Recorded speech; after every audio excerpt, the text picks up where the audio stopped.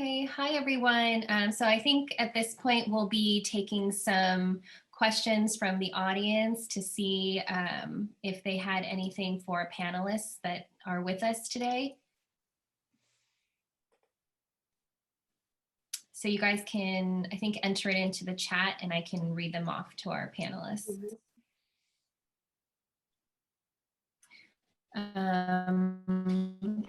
While we kind of like wait for get it started and ask our panelists that are with us today.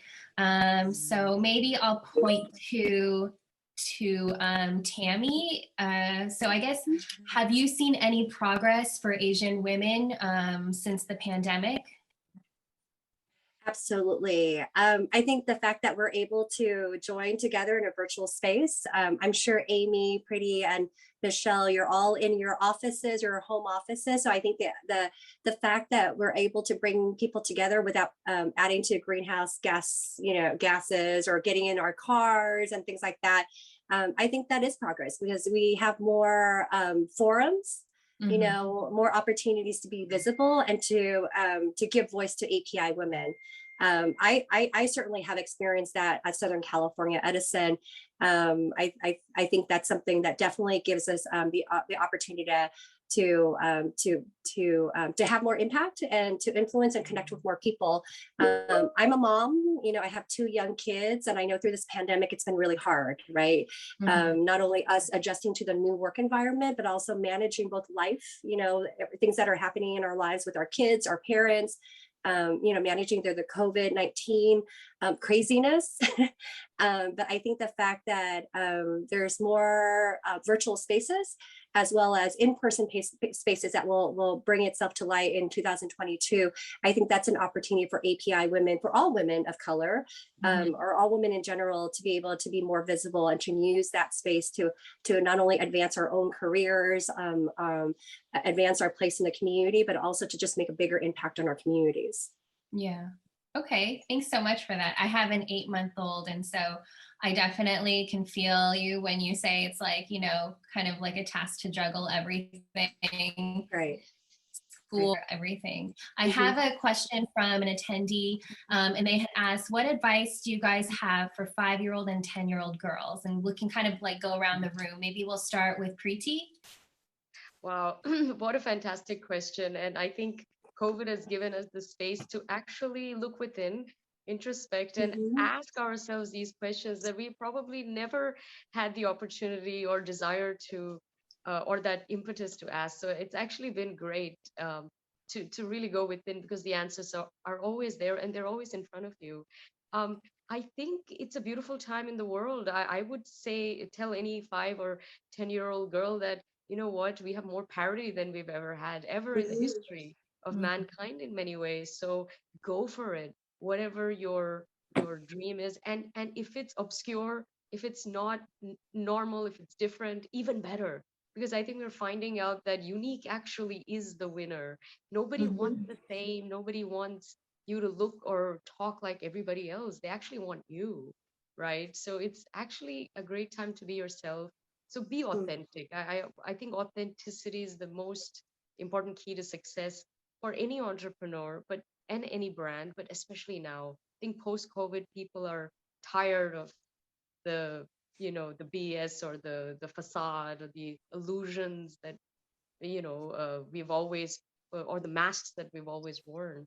So it's really a kind of you have permission, I think, to be yourself and to be your authentic self. And then young people, they have no fear until the adults say no, don't think like that. So I think they should just nurture their own dreams and thoughts, I think.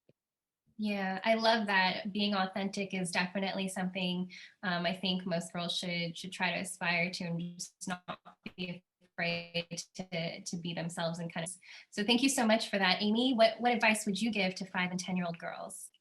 Well, I agree 100% with what Preeti said. And I actually have 2 teenage daughters. They're 15 and 17 now, but I have always given them the advice to be themselves. And it's so hard for girls today with social media, and especially, so sometimes it's guiding them through how to navigate social media And sometimes it's also like, maybe you need to not have those people be your friends anymore. So helping them to have the strength of being able to follow their own mind and what they know is right for them is really important. And the other thing I tell them is don't be afraid to speak up for yourselves. I think as women, we sometimes are told to not do that, like in different ways, maybe not bluntly or whatever, but I think that message comes to girls. So, it's advocate for yourself and for other people when you see things that are happening to them that you may not agree with, be there to help others. Yeah, I like that. I think keeping like a genuine circle around yourself and then also being able to advocate for yourself is so important, because I think nobody's going to be your best cheerleader except for your maybe mom or dad, except for yourself. So I love that. Thank you. Tammy, what advice would you give to 5 and 10-year-old girls? So I have to share, this is my daughter, Annalise, and she just started 2nd grade. And I tell her every day, there are 2 main things that I make sure that she does every day. And I ask her at the end of the day, listen to your teacher and help someone. And I think those are very basic lessons. Listen to your teacher, listen to the opportunities to learn from a mentor, from a teacher, and, reach out to someone. There's always something that you can learn from somebody. The second thing is helping someone. And I think that's so true for women. We have to help each other. And so I instill that in my kids. My daughter is 8 years old. My son is 5. And so I tell both of them, my son being 5 years old and a future male that will have to help other women, right? That they have to reach out to help somebody. And when you help someone, it comes back to you. Excuse me. So Yeah. 2 very basic lessons. Yeah, I love that. Thank you so much. Let's see if there's any other questions from the audience. So if you're just tuning in, make sure you guys can type in your questions and get direct feedback from our panelists live here. So if you guys have any pressing questions you'd like to ask them, now's your chance, and I can read them off and we can go round table. So while we're waiting for the next question, I think we still have some time here. I guess, oh, here's somebody. Dawn is asking, what's your recommendation to help people, especially pivot success, thrive through this uncertain time? So I can go roundtable again. We'll start with Preeti. So I can read that question off again to you. What's your recommendation to help people, especially women, pivot successfully to thrive through this uncertain time? So. A great question. I think we can all do our bit, and collectively, I think we can help each other. Personally, I would say share, whether it's on social media, on your blog, if you have a channel or a podcast or anything, share your experiences. If you're a mother, share those. If you are trying to find yourself, I think just I think our society has told us that we can be super women. We have to look great and have this great married life and this great fantastic success and blah blah blah, all these things. Like real life doesn't work like that.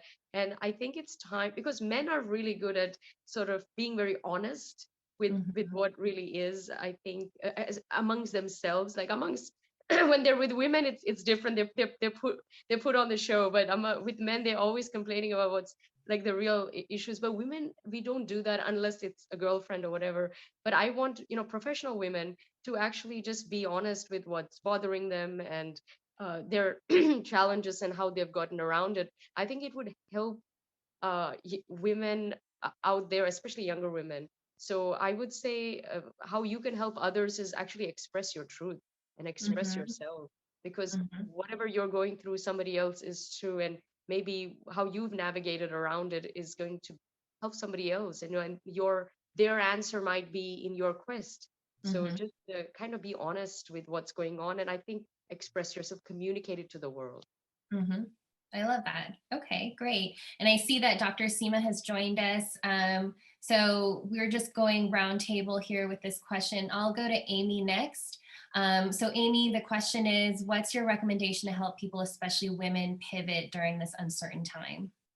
Yeah, I think, again, I agree with so much of what Preeti said. And I think that connection is so important right now, especially as we're working, from home or remotely and such. And I've just, gone through this transformation myself from working full-time in a corporation to now starting my own business. And I think the biggest thing for me is knowing to ask for help and being willing to ask anybody for help.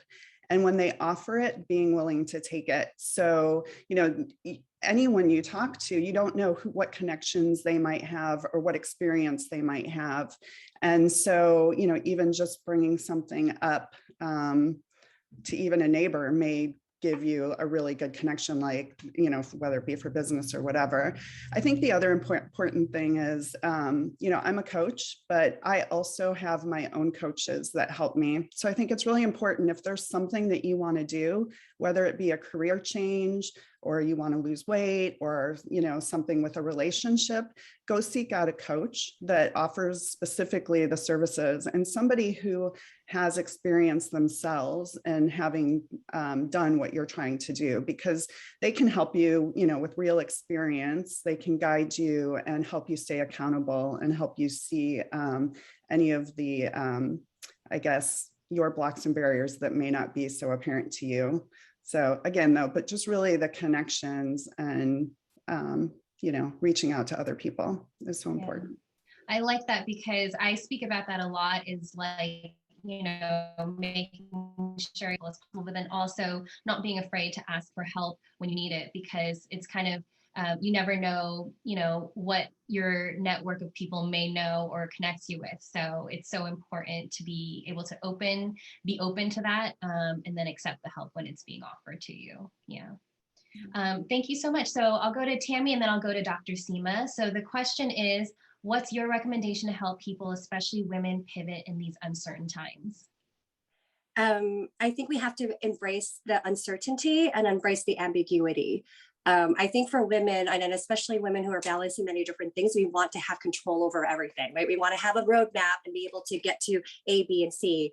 I think that's the first thing, is kind of making sure that we have this mindset where we can take on things that are new and maybe different, getting out of our comfort zone. And I think the practical way of making sure that you are able to pivot to something different and new is to surround yourself with good people and be open about number one, what you want. And I think that's something that all of us have been forced to do in this pandemic, is to really take stock and an inventory of what is important to us. What is it that we want out of our work life?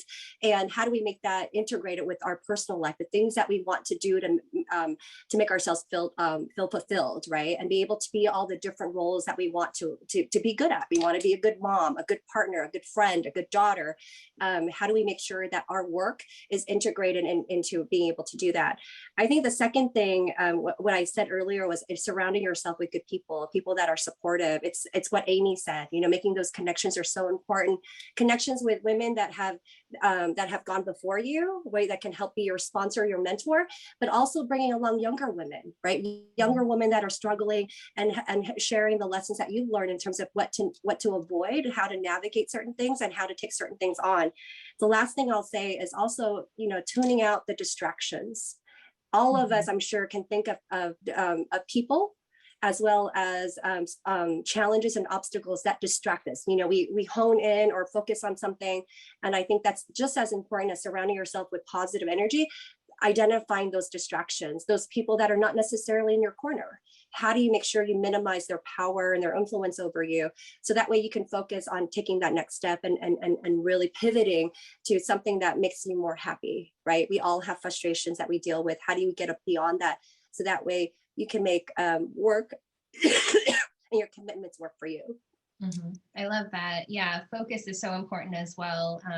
Being able to tune out all the distractions, just so that you guys can continue to, pursue your dreams and not get off track, is so important. Thank you so much for that. So I'll go to Dr. Seema. The question, thanks so much for joining us. The question is, what's your recommendation to help people, especially in these uncertain times? I think I'm getting a little less connection. Can you repeat the question, Michelle, please? Sure, of course. So the question is, what's your recommendation to help people, especially young women, pivot in these uncertain times? Okay, thank you. Now I heard the question. Well, first of all, thank you. Thank you for having me. And I was at Pretend City celebrating Diwali, so it took me some time to join you. But I'm here. Yes, young women, they are very important because whatever foundation we give to them, that will help them to build their castle on that foundation. Since I'm a Montessorian. I have Montessori preschool, and we teach kids few basic fundamentals which I'm going to share with you, that everything has a name, everything has a place. You do one thing at a time. You start and then you end. So these are few of the Montessori principles which really helped me, and I can see how it can help other young women, what they want to accomplish. So having a starting point for what we want, and then making sure going through the steps and then ending it. Most of the time, we all end up, doing some projects. We do, 20%, 30, 40, 50, and sometimes 90, 95%, and not finish that to 100%. So just telling yourself whenever we start something, what is the starting points and what's in the end we would like to see. Sometimes we are not able to see what we expected, but making sure that we finished that project, or at least small portion of it if it's a long-term project.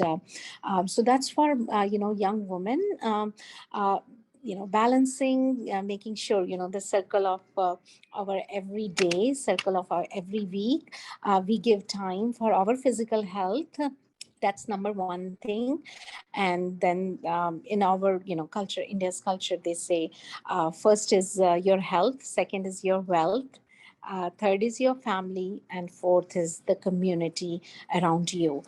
So in that order, take care of your health, take care of your wealth, because I see a lot of women, they have no idea about where the money is coming in or going out, or either one or both. So keeping an eye on that, and then focusing on the family. Family is the best team. So making sure to take help from your immediate family, make them part of what you are doing, and then the community. And that's where our Asian Business Association comes in. Beautiful community, which are helping. We are helping each other to grow, to learn, and I feel very blessed that I'm being part of it. So all the young women out there, even though I feel I'm also young, I'm not old, but for the younger generation, yes, have a mentor, which like SCORE has a wonderful program of mentors. Find a mentor, and then keep your focus on our four things: health, wealth, family, and the community. Great, I love that. Thank you so much. So I know we've come up to our time for the live Q&A session. I have some more questions, but I don't know if the event holders want us to continue answering one more, or if we want to wrap up.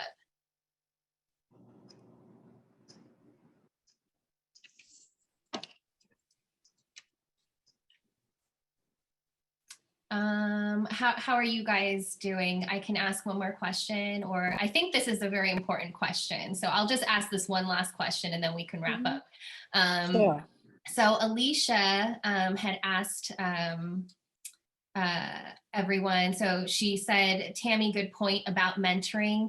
Can the panel expand to help mentor boys and men to be more inclusive of women? So I think that's so important, because the conversation, our conversations of including women should also include the discussion of having men, boys and young men being involved too. So I would like to get your thoughts on how you guys feel like we can mentor